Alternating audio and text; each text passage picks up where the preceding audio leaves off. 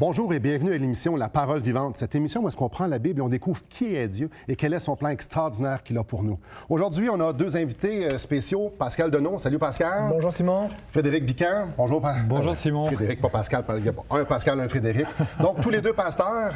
Exact. Un dans les Laurentides. Dans la belle province. L'autre dans le sud de la France, sur la Côte d'Azur. L'autre bord de l'Atlantique. Exactement.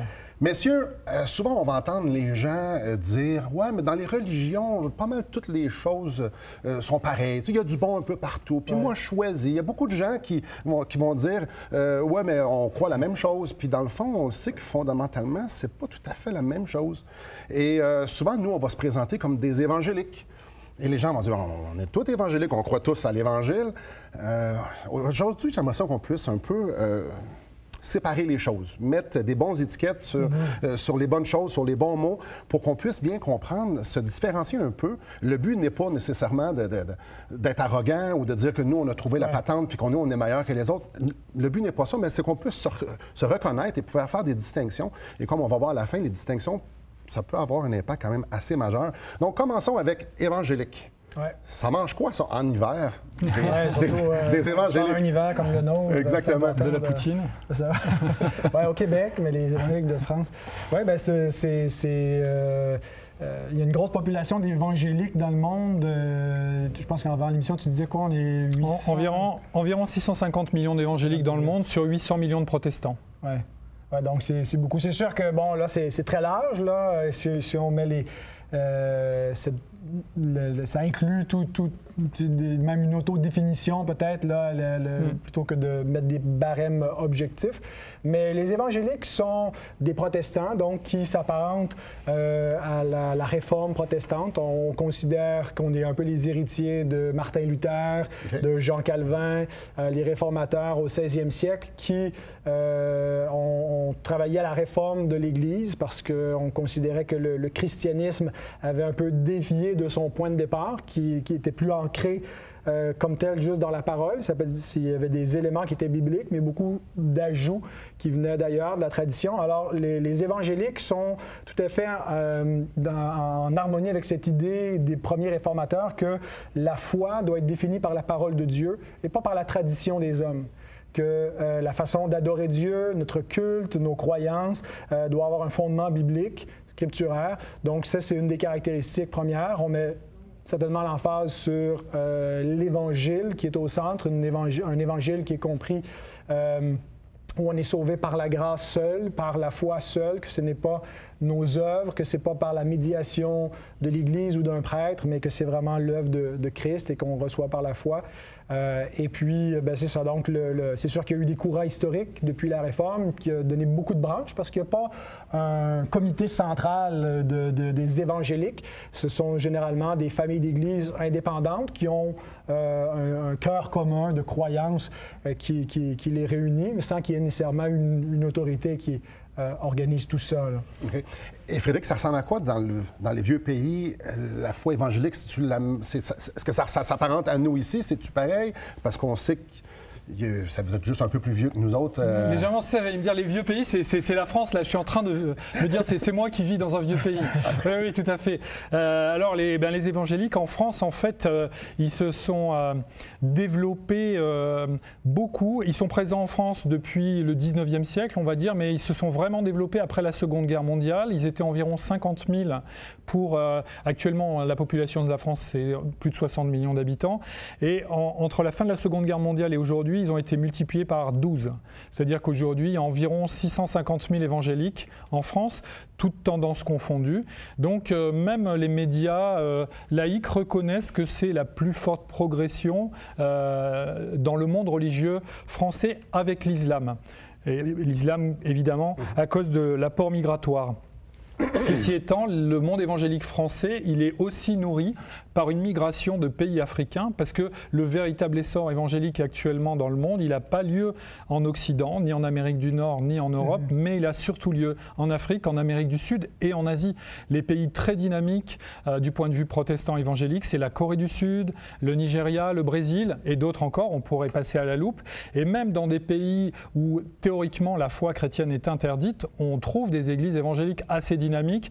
En Chine, on dit qu'il y a environ 100 millions de chrétiens, plus ou moins clandestins. Tous ne sont pas évangéliques, mais c'est dire que même dans des pays où théoriquement on ne devrait pas en trouver, on en trouve. Ouais. Voilà. Donc, plusieurs personnes pensent que les évangéliques, ça part des États-Unis. C'est la religion des Américains. oui. Ouais. Vous répondez quoi? Que ce soit ici, j'imagine, de l'autre côté Tout à fait. de l'Atlantique aussi, c'est comme ça. Donc, c'est les Américains qui ont comme conquéri le monde avec leur religion. Ouais, je pense que c'est peut-être une lacune historique chez les gens qui ont une telle pensée, qu'ils ne connaissent peut-être pas l'histoire du protestantisme évangélique. Même ici au Québec, il y a eu un réveil évangélique dans les années 70. Avant 1970, il y avait une vingtaine d'églises franco-protestantes dans la province. À la fin des années 70, il y en avait autour de 500. Donc, c'est vraiment le boom ou le réveil qu'on appelle dans nos milieux. Le réveil évangélique s'est fait dans cette décennie-là. Mais il y a toujours eu une présence franco-protestante, même depuis le temps de la Nouvelle-France. Même certains historiens considèrent que Samuel de Champlain venait d'un village huguenot. C'est le mot huguenot qu'on utilise pour parler des protestants français là, historiquement. Pierre Dugas Demont était donc un associé de Champlain, était un protestant. Donc il y a toujours eu des protestants à chaque étape, mais bien sûr la foi franco-protestante a été marginalisée, mais ce n'est pas un produit qui nous est arrivé des États-Unis. Loin de là, pas du tout. Il y a toujours eu un protestantisme français. On pourrait même dire français, même suisse aussi. On pense à Henriette Feller, son ministère qu'elle a eu sur la Grande Ligne à Sainte-Blaise, qu'elle venait de la Suisse au 19e siècle. C'était pas des États-Unis du tout. Oui, d'ailleurs, il faut même te corriger, c'est pas Henriette Feller, c'est Henriette Feller, puisqu'elle était... Qu'elle était suisse. Oui, exactement. Donc, oui, les Américains, ils ont un gros bassin de population évangélique, absolument. Mais c'est pas de là que ça prend son essence, c'est pas de là que ça prend naissance. Mais c'est vrai qu'il y a une sorte de, on pourrait dire, commercialisation du christianisme dans la façon que la foi chrétienne s'est développée aux États-Unis. Il y a probablement une influence de la culture américaine sur la foi évangélique, mais c'est pas là qu'elle puise son origine, pas du tout. Non. OK. Wow, fort intéressant. Je ne sais pas pour vous, peut-être que vous avez appris plein de choses à propos de nous, les évangéliques. Et après la pause, on va continuer justement à décortiquer un peu c'est quoi le protestantisme. Être protestant, on proteste contre quoi, contre qui? Donc, restez avec nous et après la pause, on déballe ce sujet fort intéressant. À bientôt.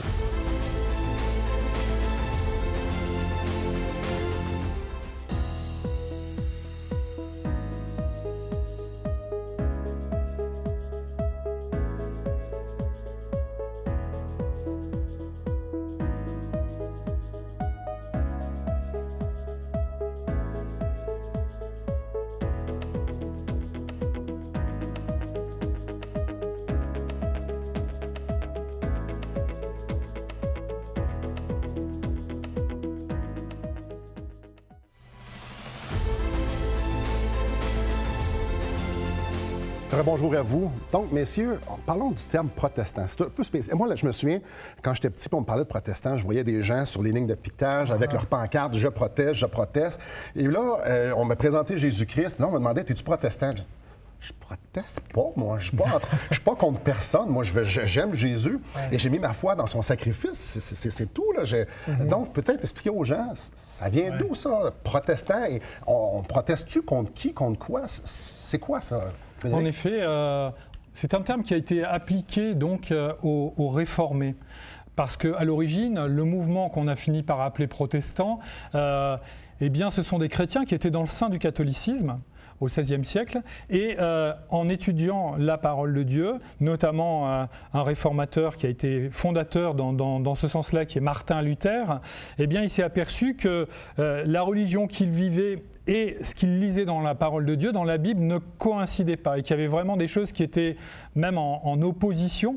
Notamment, Luther était très très choqué parce que à son époque, il y avait une quête qui était organisée en Europe pour financer la construction de Saint-Pierre de Rome, et il y avait un prédicateur. Alors on ne veut pas dire que ce prédicateur résumait la doctrine catholique de l'époque, mais en tout cas il l'utilisait à son avantage pour recueillir des dons en disant: si vous donnez de l'argent, vous allez allez réduire votre temps au purgatoire.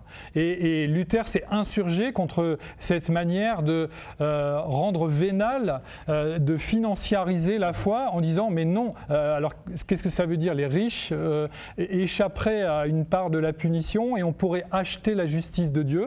Et donc il y a eu cette démarche de protestation, mais le terme de protestant, il a plutôt été péjoratif et appliqué par les ennemis de la réforme. Et finalement, les réformés ont fini par l'assumer avec fierté parce que oui, ils protestaient contre des abus. Mais à l'origine, ce n'est pas les réformés qui se sont désignés eux-mêmes de ce terme. Eux, ils souhaitaient réformer l'Église de l'intérieur.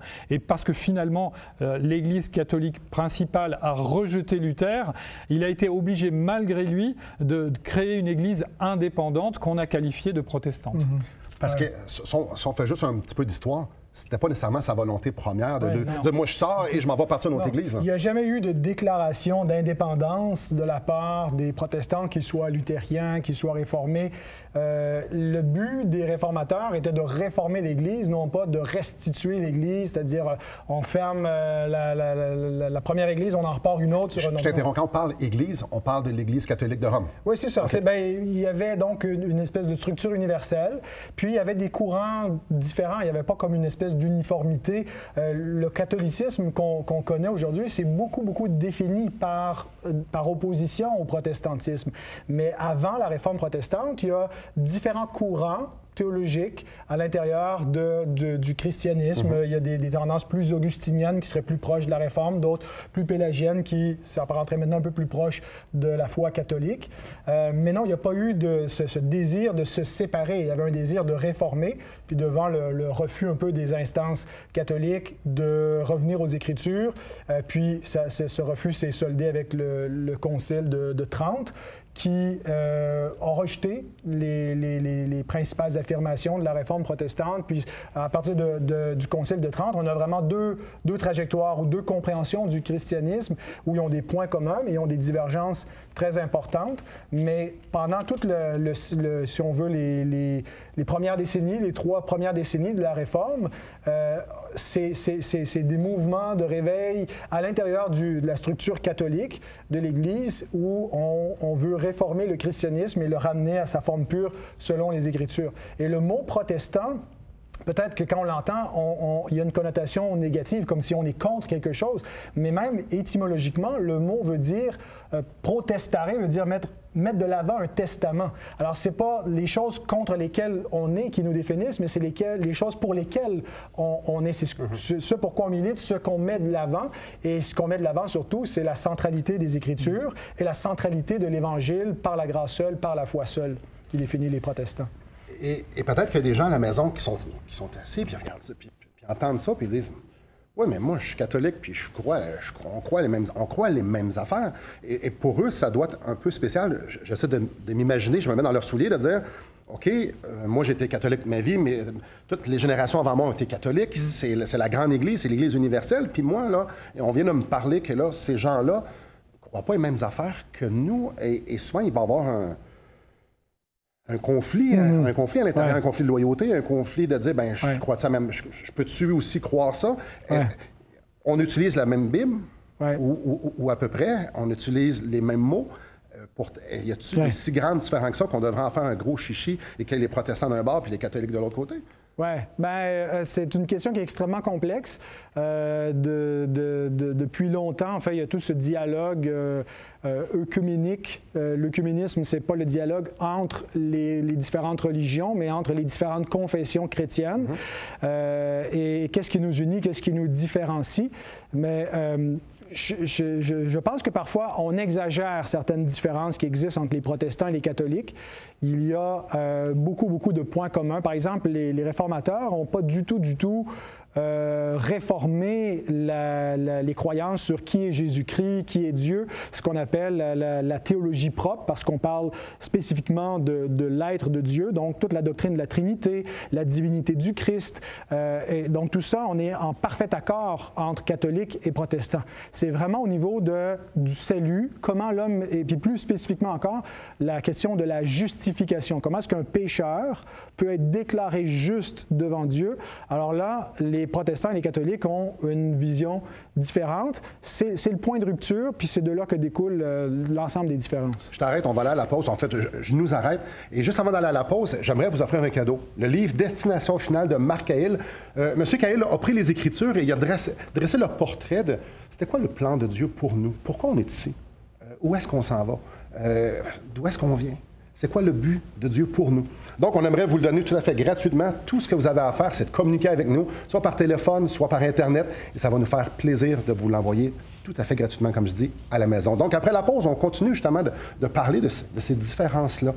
Et c'est vraiment important qu'on en parle. Bref, restez avec nous, on parle de ça après la pause. Depuis maintenant 15 ans, nous avons l'immense privilège d'annoncer la bonne nouvelle de Jésus-Christ. Par la grâce de Dieu, nous avons fait plus de 500 émissions, distribué gratuitement des milliers de livres et que dire des centaines de personnes qui ont répondu par la foi à l'appel de Jésus. Aujourd'hui, nous aimerions inviter ceux qui ont reçu cette bonne nouvelle à faire équipe avec nous. Aimeriez-vous avoir un impact dans la francophonie pour l'Évangile? Joignez notre équipe en participant financièrement à la production de l'émission et en nous permettant de continuer à offrir de la littérature gratuitement à ceux qui sont ouverts à l'Évangile. Contactez-nous. Il nous fera plaisir de vous partager comment vos prières et vos dons peuvent faire la différence.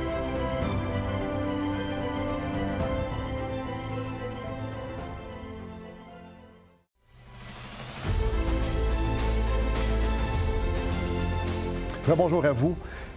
Pascal t'a parlé d'un thème très précis, on te dit la justification par la foi. Et c'est comme si c'était un slogan. Oui. En fait, ce n'est un.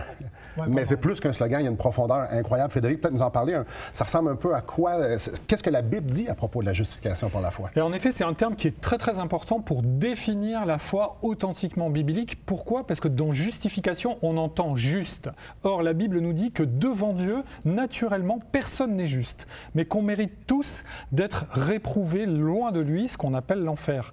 Or, Dieu ne se satisfait pas de cette situation et il appelle les hommes et les femmes à se tourner vers lui par la foi en Jésus-Christ. Et le moyen d'être en règle devant la justice de Dieu, rendu juste devant sa justice, c'est la foi en Jésus-Christ. Et ce terme-là, cette manière-là de comprendre le terme, eh bien, elle est présente dans le texte biblique et elle est aussi déterminante selon qu'on est protestant ou catholique, on le comprend d'une façon différente. Je vous lis de quelle manière, dans les milieux protestants évangéliques, on comprend ce terme sur la base de ce que dit la Bible. C'est dans l'Épître aux Romains, au chapitre 10, au verset 9.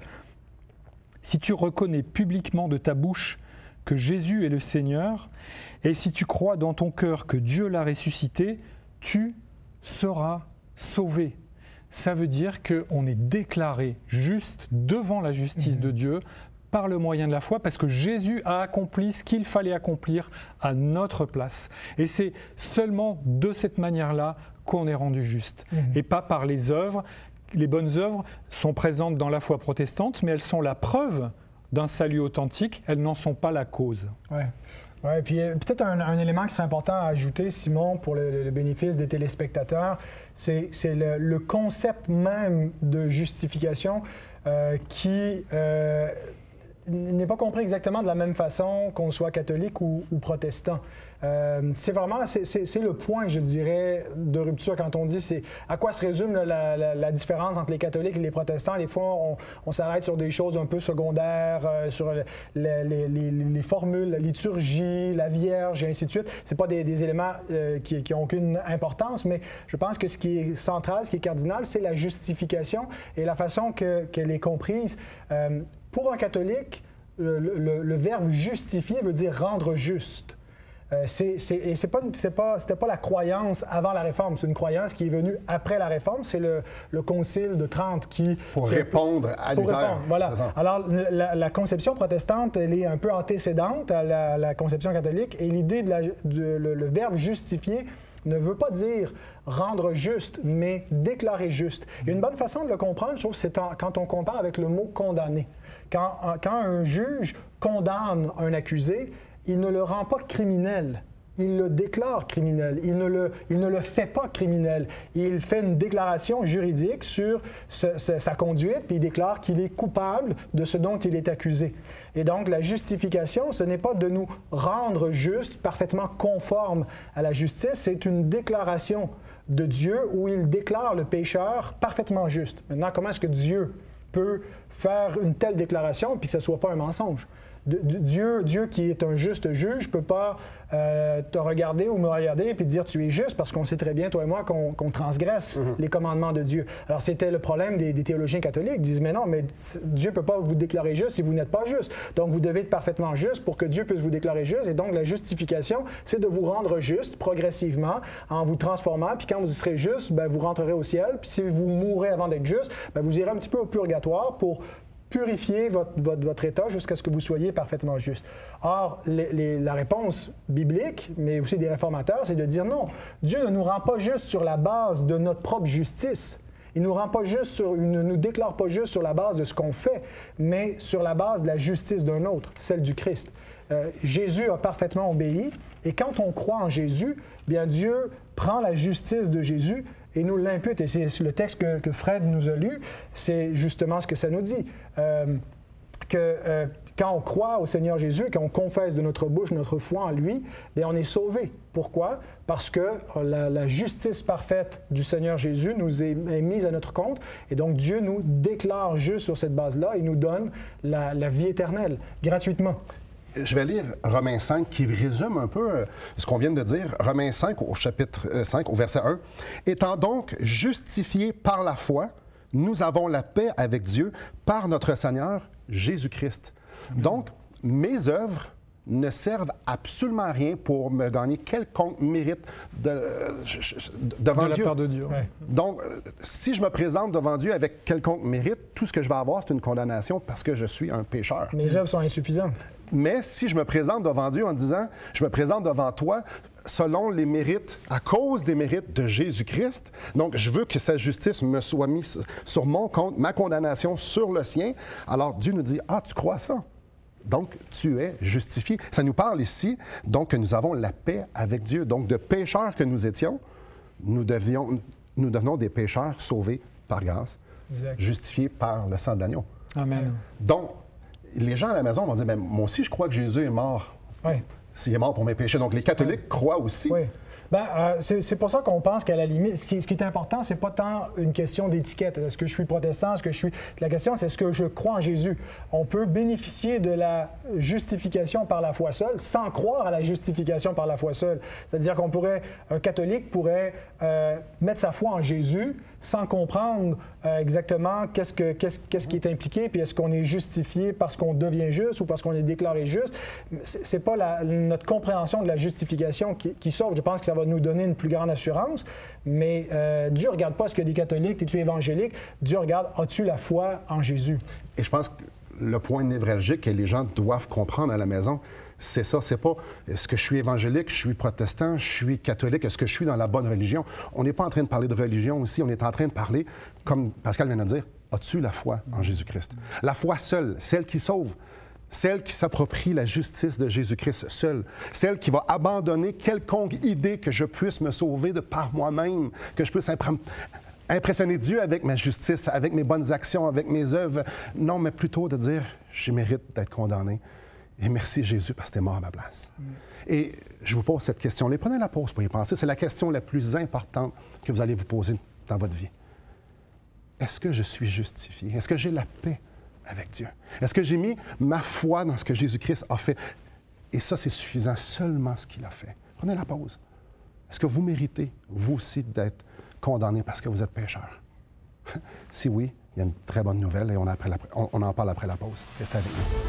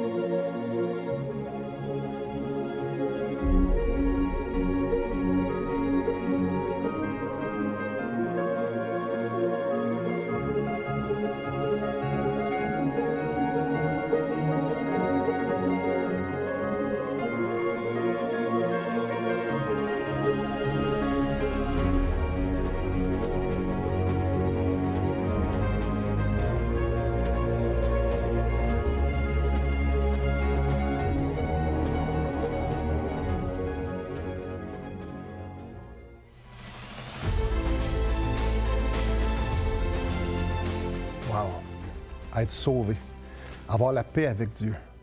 On a parlé un petit peu juste avant la pause, Pascal, on parle de « moi, je suis pécheur et je me repens devant le Seigneur Ça ressemble à quoi? Oui, puis surtout dans une émission où on parle de qui sont les évangéliques, c'est une des choses assez fondamentales pour définir la foi évangélique, c'est qu'on se repent de notre péché pour venir à Christ dans la foi. Et ça m'a frappé dans les dernières années que souvent on met l'emphase, en tout cas dans nos milieux, sur la repentance comme on se tourne de quelque chose qui apparaît négatif, qui est évident, notre péché quel qu'il soit, notre orgueil, la méchanceté de notre cœur. Puis bien sûr que ça inclut cela, mais j'ai remarqué dans les Écritures, entre autres, l'apôtre Paul, qui s'est repenti non pas juste du mal qu'il faisait, mais du bien qu'il faisait. C'est-à-dire qu'il mettait toute sa confiance en lui-même, dans sa capacité à être trouvé juste aux yeux de Dieu. J'étais un pharisien, j'avais un zèle irréprochable à l'égard de Dieu. J'avais tout ce qui était, selon les critères de l'homme, juste pour être vu comme un juste devant Dieu. Mais j'ai réalisé, quand j'ai rencontré Christ, que tout ce qui était pour moi un gain, c'est-à-dire toutes ces choses-là qui avaient de la valeur, ça vaut rien. Ça vaut rien, ça ne peut pas me justifier devant Dieu. Il dit même c'est des ordures. Et donc, je me repens pas juste de mon péché, j'arrête de croire dans mes capacités, j'arrête de croire dans ma justice, dans ma bonté, et je me confie dans un autre, en Jésus, pour pouvoir être justifié. C'est la seule façon. Imaginez juste l'affront un instant. Il y a Dieu et il y a nous des pécheurs, qui essayons de devenir des bonnes personnes pour pouvoir être agréés de la part de Dieu. Dire, tu peux me laisser rentrer dans ton paradis, on peut être une unité ensemble, une union ensemble, parce que, regarde, j'ai fait assez des œuvres, donc je me suis assez perfectionné pour devenir être parfait comme toi. Mais quel affront! Et c'est justement ce que Paul réalise. Il dit, non, je ne veux pas me présenter avec Dieu avec l'orgueil de pouvoir me présenter devant Dieu, parce que je réalise que je suis pécheur. Donc, je veux me repentir premièrement de cet orgueil-là, puis dire, c'est toi que je veux, Jésus. Je veux me présenter devant le Seigneur, devant Dieu, juste par le sang de l'agneau, juste par les mérites, juste par sa justice. La seule chose que Paul voulait, c'était de se présenter devant Dieu. Avec le nom de Jésus, avec son sang, purifié, lavé. Non pas avec sa religion, non pas avec son judaïsme, non pas avec son nom, non pas avec rien d'autre que Jésus. Et vous? Qu'en est-il de vous? Avec quoi vous voulez vous présenter devant Dieu? La Bible nous dit que quand on met notre confiance en Jésus-Christ, on sait que nous sommes sauvés. C'est écrit, je vous écris ces choses afin que vous sachiez que vous avez la vie éternelle, vous qui croyez au nom du Fils de Dieu. Merci beaucoup, messieurs. Merci à vous. Et que le Seigneur vous bénisse.